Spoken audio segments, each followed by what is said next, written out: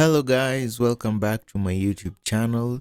Today I am going to show you how to use a saved audio in your Instagram story. So the first thing you have to do is find an audio that you want to use for your Instagram story. So when you find the reel that you want to use, just tap on the audio right below the screen there. Then select use audio, or sometimes it says save audio.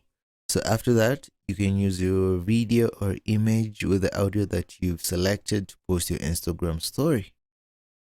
Select, you can take a picture or a video, or you can select a picture or a video from your gallery. So I'm going to use an example here. And that's it guys. Be sure to like and subscribe for more content like this. Thanks for watching guys.